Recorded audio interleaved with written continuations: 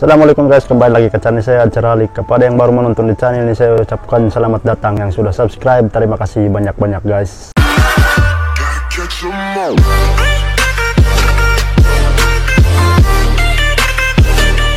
Terima kasih karena sudah subscribe. Jangan lupa tekan tombol lonceng. Jadi sekarang saya akan membuat reaction tentang satu buah link video ini. Dia punya tajuk viral begini nasib akhir dari jet tempur IFX Indonesia, berita militer terbaru hari ini guys. Wow, itu dia punya tajuk.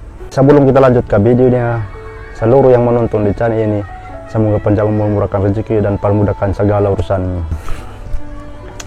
Jadi tak payah buang masa, jom kita lanjut ke video ya guys. Oke guys, ini dia.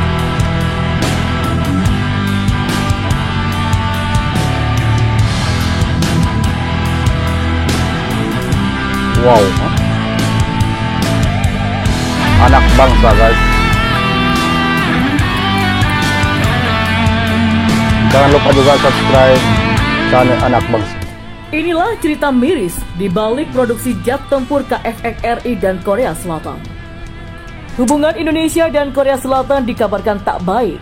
Sumber masalahnya berasal kerjasama dari pengembangan jet tempur KFX atau Korea Fighter Experimental. Menteri Kelautan dan Perikanan yang saat itu menjabat sebagai Wakil Menteri Pertanahan, Sakti Wahyu Trenggono, sempat buka-bukaan perihal nasib proyek dua negara. Walau tak secara eksplisit, dia menyebutkan Indonesia tak mendapatkan keuntungan signifikan dari kerjasama itu. Jadi begini loh, kita Lanjut, ngirim guys. engineer ke Korea, dan ini saya mempelajari. Dan kita mesti spending sebesar 2 miliar US dollar. Lalu ujungnya kita dapat satu prototipe, ujar Trenggono. Ternyata Indonesia nantinya tidak memiliki kepemilikan Tempur penuh baru dari yang prototipe, dibuat, dia punya hanya kilang. kepemilikan minoritas. Sakti pun menyebutkan hanya 15% saja ownership yang dimiliki pemerintah. Sementara itu mayoritas kepemilikan berada di tangan Korea Selatan, yakni 9 teknologi yang diklaim Sakti tidak diberikan kepada Indonesia. Selain itu, juga ada ketentuan mengenai batas usia para engineer tanah air yang dikirimkan ke Korea Selatan. Padahal pengiriman dia tersebut punya diharapkan pemerintah dropship Indonesia lah, bisa ada transfer pembuatan. teknologi. Sedangkan menurut laporan Korea Jongang, pesawat jet tempur yang dirakit Korea Selatan itu menelan pembiayaan 8,5 triliun won. Dari jumlah itu sekitar 1,6 triliun won atau 20% harus dibayarkan Indonesia sesuai dengan kontrak kemitraan bersama dua negara di tahun 2016. Sejak saat itu, negosiasi dua pemerintah selalu menemui jalan buntu. Di Korea Selatan sendiri, CEO Korean Aviation Industry atau KAI, An Hyun-ho, selaku pembuat pesawat tak menyebut nama Indonesia dalam pernyataan resminya, padahal Indonesia sebagai partner utama pengembangan jet tempur tersebut. Iya betul. Selain itu, pihak oposisi Partai Kekuatan Rakyat Shin Won-sik menyebutkan jika Indonesia hanya membayar 227,2 miliar won dari 831,6 miliar won yang dijanjikan tahun ini. Jumlah itu hanya sekitar 13% dari perjanjian awal.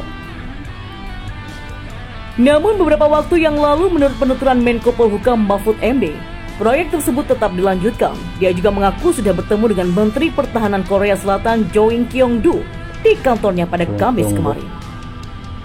Maju sulit, mundur pun rugi. Dilema Indonesia dalam program jet tempur KFX atau IFX. Menutup tahun 2020, isu seputar masa depan jet tempur menutup tahun 2020 guys. KFX atau Korea Fighter Experiment atau IFX, Indonesian Fighter Experiment, kembali mengemuka. Khususnya setelah media Korea Selatan atau Korea Jongang Daily pada 28 Desember lalu mengatakan kembali isu ini. Sebenarnya tak ada informasi yang baru, hanya memang menarik untuk memperhatikan posisi Indonesia yang serba sulit dalam program ini. Korea Jongang Daily mengungkapkan adanya dugaan Indonesia bakal mundur dalam program pengembangan KFX atau IFX. Indikasi Indonesia bakal mundur dari program KFX atau IFX menguat dengan beberapa pertanda. Selain mangkir dalam angsuran jadwal pembayaran dana pengembangan, Indonesia juga tidak mengirim kembali 114 teknis dari PT Dirgantara Indonesia yang dipulangkan pada Maret 2020 karena pandemi virus corona di Korea Selatan. Sesuai kesepakatan bilateral pada tahun 2016, Indonesia kebagian porsi Ya, ada untuk sensi dari menanggung dapat di biaya kepala dia tuh. pengembangan sebesar 20% dengan nilai total 1,5 miliar US dollar. Dan sampai saat ini baru terbayar sekitar 200 juta US dollar. Merespon dari permasalahan keuangan yang dihadapi Indonesia, pemerintah Korea Selatan dan Indonesia kemudian sepakat membentuk komite bersama dan akan menyelesaikan negosiasi ulang dalam waktu 12 bulan terhitung dalam Oktober 2018. Namun yang menjadi masalah lagi, negosiasi ulang antara Indonesia dengan komite bersama Korea gagal menyimpulkan solusi dalam batas waktu yang disepakati lantaran pandemi COVID-19.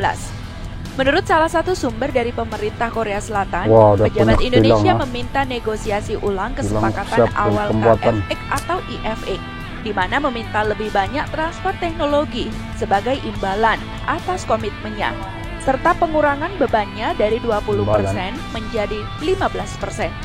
Namun, lagi-lagi belum ada kesepakatan yang dicapai dan negosiasi tetap berlangsung, kata pejabat itu. Malahan sempat ada kabar bahwa Indonesia menawarkan pembayaran kontribusi dalam bentuk barang, yakni seperti penjualan pesawat angkut CN-235, ground equipment, dan pakaian untuk orang dewasa. Dikatakan juga Indonesia telah meminta perpanjangan batas waktu pembayaran dan memperluas transfer of technology yang didapatkan dari program KFX atau IFX. Kepincut rival. Secara garis besar, maju mundurnya negosiasi soal KFX atau IFX rupanya menarik permainan baru dalam perhatian pemangku kebijakan di Indonesia. Seperti diungkap media Prancis, La Tribune, yang menyebut hampir terjadi kesepakatan untuk pembelian 48 unit jet tempur rival sebagai bagian dari kerjasama pertahanan komprehensif dengan Prancis. Tawaran yang dikeluarkan oleh Prancis, menurut salah satu sumber di industri pertahanan Korea Selatan, termasuk transfer teknologi yang jauh lebih besar, telah memikat Indonesia. KFX atau IFX adalah jet tempur yang saat ini hanya ada di cetak biru. Tapi Rival adalah jet yang sudah beroperasi, kata sumber itu. Untuk Indonesia, melengkapi angkatan udaranya dengan jet Prancis mungkin merupakan kesepakatan yang layak untuk dicapai, meskipun itu berarti melepas dana yang telah terlanjur dikucurkan. Sejauh ini belum ada pembahasan tentang dana yang telah dikucurkan Indonesia senilai 200 juta US dollar jika Indonesia benar-benar menarik diri dari program KFX atau IFX. Boleh jadi dana tersebut sulit untuk kembali. Sementara jika terus maju melanjutkan program KFX atau IFX, maka terbentur permasalahan anggaran yang diperparah dampak COVID-19. Pengaruh ketegangan di Laut Cina Selatan. Ketegangan dan ancaman meletusnya konflik terbuka di Laut Cina Selatan disebut-sebut menjadi Jakarta ingin memperoleh jet tempur generasi baru dalam waktu yang tidak terlampau lama. Digawangi oleh Korea Airspace Industries atau KAI. Bila Indonesia terus maju dalam program KFX atau IFX, maka paling cepat Indonesia baru bisa mendapatkan U-26 ke atas. Terlepas dari sikap tak jelas Indonesia, pemerintah Korea Selatan bersikeras meski Indonesia menarik penuh dari program tersebut. Namun program KFX akan tetap berjalan sesuai rencana. Bagi Korea Selatan, adanya kabar lanjutan dari pemerintah Indonesia sangat dinanti. Pasalnya, pada April 2021, prototipe perdana KFX atau IFX akan diluncurkan atau roll out. Dan kepastian keterlibatan Indonesia sangat dinanti bagi masa depan program ini. Namun masalah terbesar terletak pada investasi yang dijanjikan Indonesia. Bila Indonesia mundur, maka kehilangan produksi 51 unit jet yang dijanjikan akan dipesan untuk kebutuhan TNI AU. Akibat berkurangnya kuantitas produksi secara keseluruhan, maka akan meningkatkan biaya per unit. Dan ujung-ujungnya berpotensi merugikan prospek ekspor jet tempur tersebut. Mengutip dari tilgroup.com, harga satu unit KFX ditaksir mencapai 100 juta US dollar. Namun itu taksiran harga tertinggi.